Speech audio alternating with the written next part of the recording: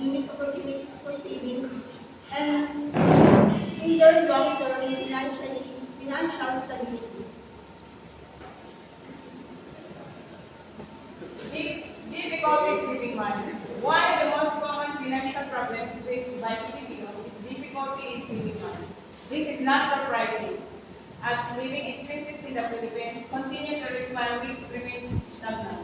To make matters worse, many Filipinos have habit of spending money as soon as they receive it, without setting aside a portion for saving. Ay, kala ko Lack ikaw. of retirement planning. That is number 3. A lack of retirement planning is also a financial problem for most Filipinos. This is because they are focused on short-term goals rather than learning how to overcome money problems and achieve long-term goals, like retirement planning. As a result, they may find themselves without enough money to support themselves in retirement.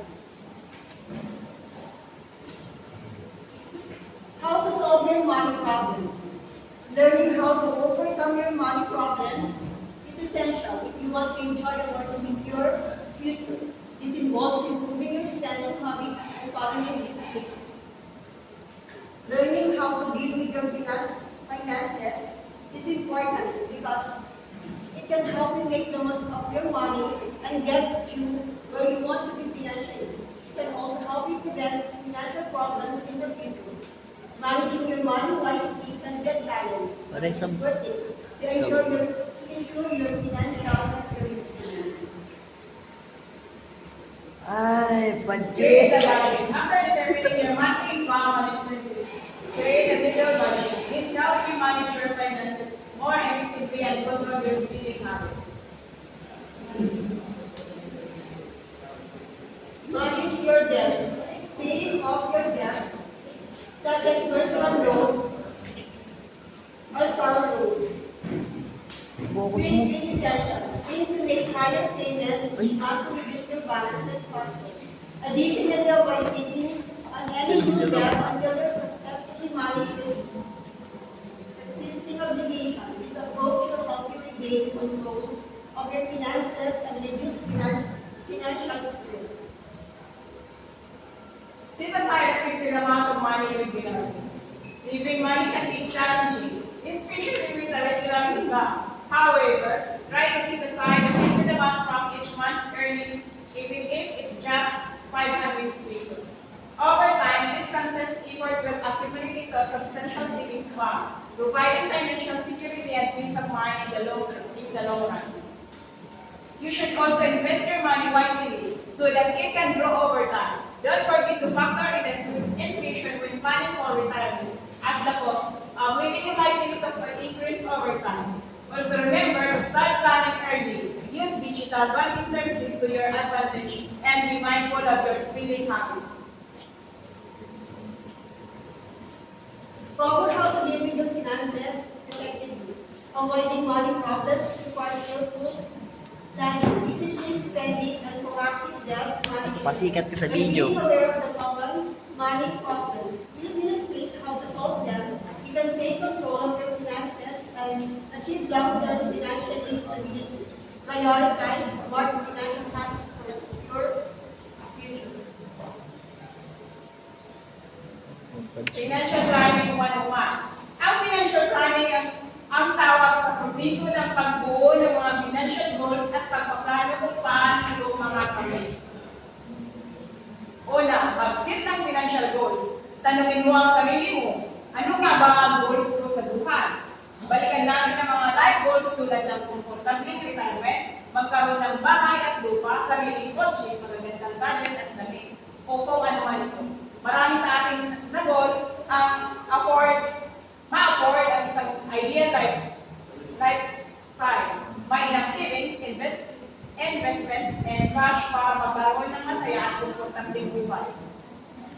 Pangalawa, alamin ang iyong time horizon. Para rito, kailangan natin malista at malaman ang pagkakaiba ng short-term at long-term goals. Ayan, ang short-term goals ay mga goals na gusto mong ma-achieve in 1 year tulad ng bagong cellphone, Ay, gadgets, tangkin na. o family outings.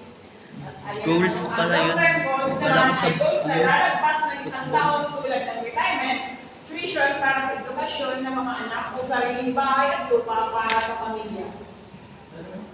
Kapag nalista mo na ang mga iyon, mga goals, gumawa ka ng timeline kung kailangan mo nais makamit ito. Halimbawa, gusto ko makabili ng bagong cellphone sa birthday ko this year. At gusto ko magkaroon ng sariling bahay in 20 years. Number 3, maging financially aware.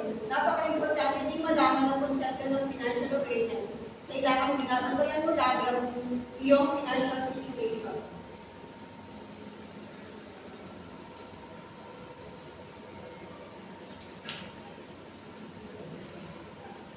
Kailangan masagot mo ang mga tanong.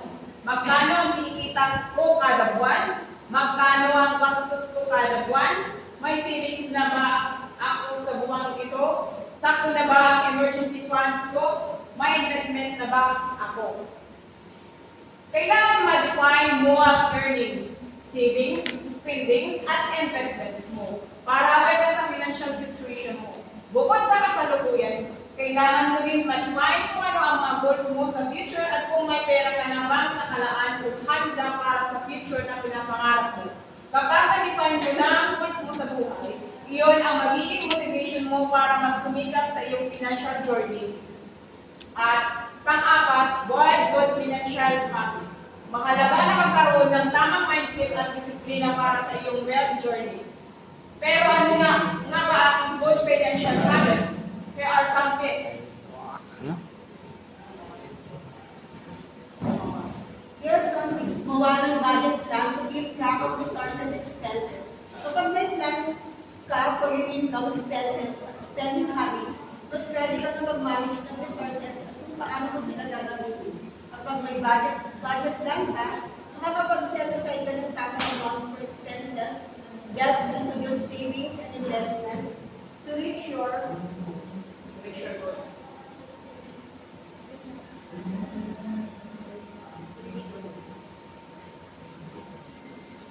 Number 2, mag-deposit regularly sa savings account. Hindi lang isang beses ang pag-save. Dapat palagi itong ginagawa para lumago ang iyong pera.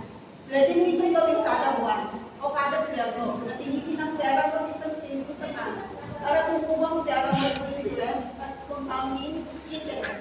Ang importante ay mag-deposit ka regularly para masanay ka nila rin sa save at maging habit mo na to. Pangatlo, mag-set up ng emergency fund.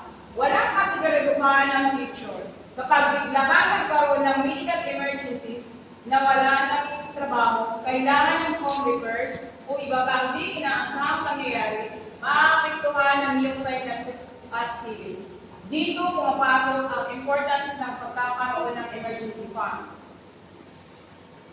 Walang standard rule sa pagbuo ng emergency fund, pero payo ng mga eksperto ay mag-ipon ng at least 3 to 6 months worth ng inyong monthly expenses. Maglaan ng kulay na savings account para sa emergency fund dahil maliit lang dapat itong ginagawa. Maging consistent sa pag-deposit sa iyong savings para on track ka sa pagbuo ng emergency fund. Number 4, mag-save at mag-invest para sa life goals. Maliban sa emergency fund, long-term goals na kailangan magkalaan. Higit pa sa savings, dapat mag-invest para sa long-term goals. Dapat aralin na tinitingin ng savings at investment products na tutugma at tutulong sa iyo na ma-achieve ang iyong short-term at long-term life goals. Kung hindi ka sigurado kung ano ang dapat unahin mo, pwede makatulong ang gabay na ito. With the right knowledge, time, and vision, kaya mo nito. Kailangan mo lang iset ang iyong goals at magkaroon ng disiplina at commitment para ma-achieve ang 9 goals at safe and secure future na pinapangarap mo. To achieve these goals, alamin kung paano mo mapapalago ang iyong financial capability by choosing the right investments. Handling family finances with God's guidance. Money plays a big role in every family and it's not always easy to manage. But God gives us wisdom to handle it well. When we trust Him and make smart choices in savings, giving and spending wisely, we feel more secure and at peace. There will be those times, but God is always there to guide us. When we seek His help, He gives us the wisdom to plan and think. Be generous and make the financial decisions. With God's guidance, money becomes a total blessing for our knowledge can take others. It's not how much money you make, but how much money you give. How hard it works for you and how many delegations you give it for you. Not just one. Ano yun? Mag-emphasize nga yun? Ilagay ko yung sino yung explain. Basa ko yung basa dyan. Back mo. Ano yan? It's not how much money you make, but how much money you give. How hard it works for you and how many generations you give it for. Ibig sabihin nun. Ako na. Walang friend. Sige, go. Ito lagi ng absent. Go. Ibig sabihin, sir, doon sa it's not how much money you make, kumbaga, huwag ka mag-focus doon sa kung gaano maraming pera yung makukuha. Ano na yun? Makukuha mo or magagawa mo. But how much money you keep o kung gaano maraming may iipon mo para sa mga susunod din, para sa susunod na henerasyon mo. Very well said. Alright. Any more? Meron pa ba? Your own interpretation of this quotation, anong maintindihan mo dyan? Axel. Alex, ano ba? Alex daw. Alex, Ano, sir? anong take-in mo dyan sa atin? Ano, wag kang makokontento sa, ano, sir, sa mga nakukuha mong, tanggap mong, ano ngayon, blessing. Tuloy-tuloy mo lang para mas umunlad ka pa, ganun. Okay, sige. Sino pa? Si Sean. Gusto mo ba naging po si Sean?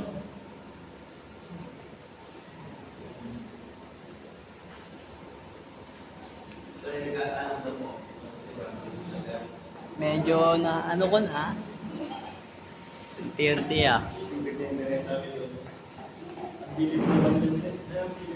Hindi pare, Ang ganda ng mag-Johnny Smith, hindi ka nabibigyan. cut ko muna.